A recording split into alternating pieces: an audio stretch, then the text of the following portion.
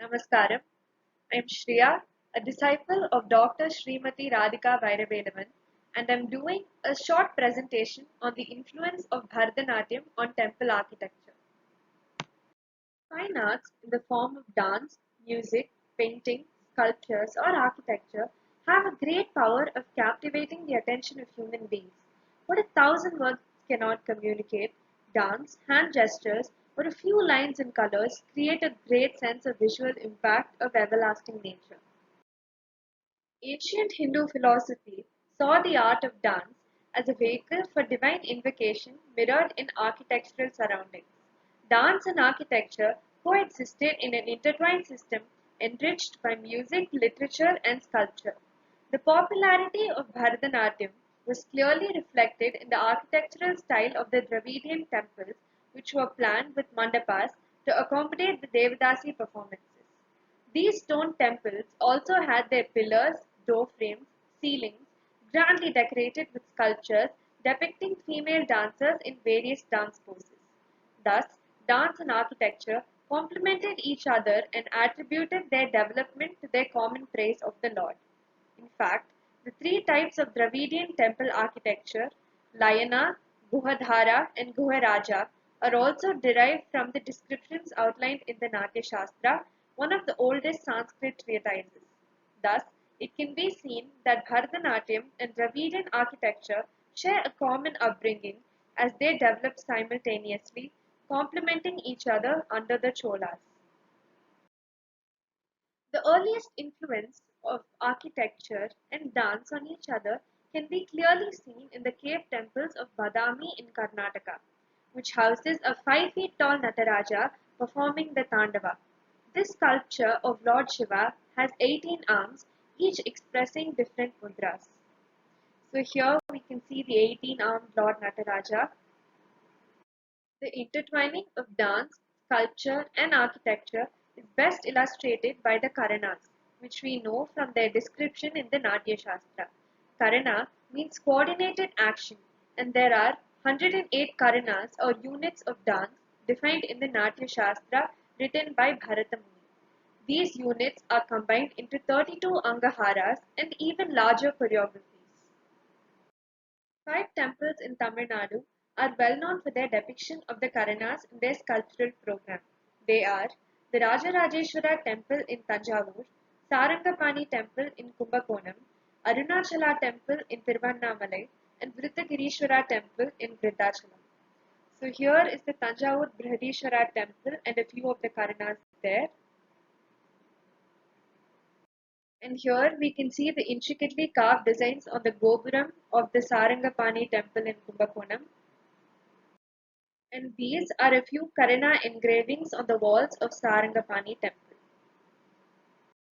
These are a few Karanas seen in the Chidambaram temple.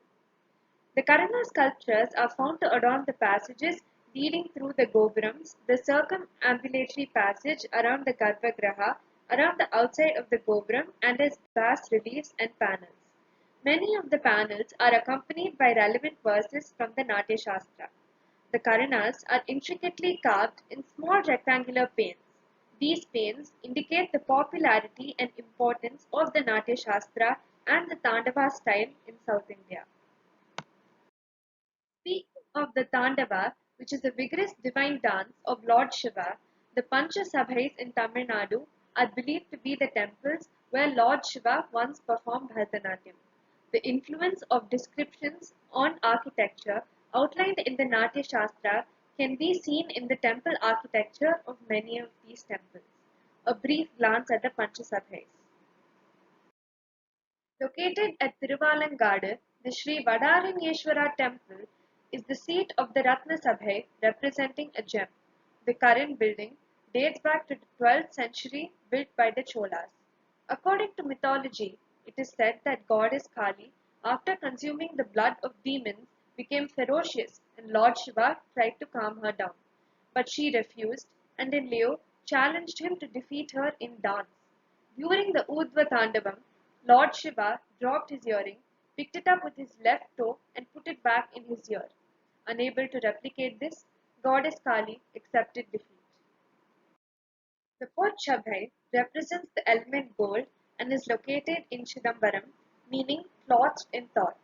The architecture of this temple represents the link between arts and spirituality. The unique characteristic is the bejeweled image of Nataraja, and scientists have proved that Lord Nataraja's big toe is the center of the magnetic equator.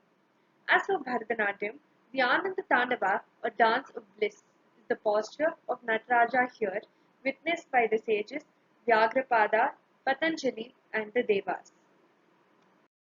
Madurai is the Velli Ambalam of Lord Nataraja representing silver. As per Thiruvilayadal Puranam, the king Rajashekara Pandya, who ruled Madurai, had mastered all 63 of the 64 skills but was reluctant to learn dance because Madurai is considered the Velli Ambalam of Lord Shiva. But on learning that his Chola counterpart had mastered all forms including dance, the Pandya king too learned dance but realized it was very painful to dance continuously.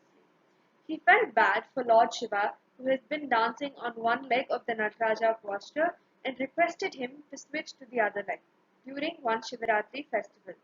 Much to his delight, when he opened his eyes after praying, found the deity's dance posture had been changed. Tirunelveli Nellayappa temple is known as the Tamira Sabhai and represents the copper hall of dance. Brilliant works of art are housed within the precincts of this temple. The musical pillars in the mandapam before the Lord produce various musical notes when gently struck.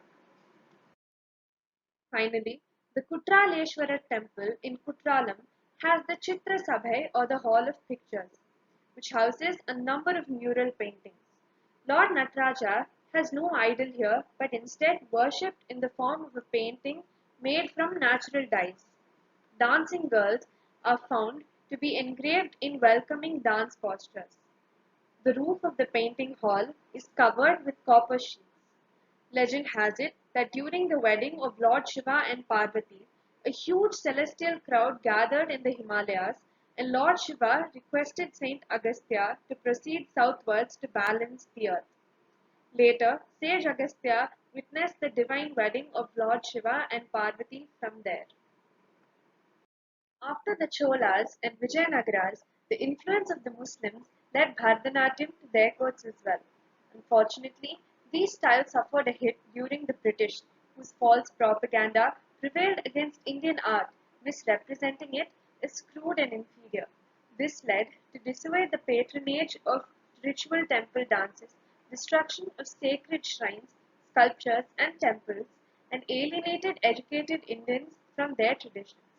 With time and socio-economic changes, South Indian temple architecture and Bharatanatyam has undergone consistent transformation. Thus, we can see the symbiotic relationship between both these art forms through the ages. In our contemporary world, temple architecture can be seen as an artifact bridging city spaces through a choreographed movement. We hope that future generations can not only look back at a rich heritage but look forward towards a new artistic and cultural age. Thank you.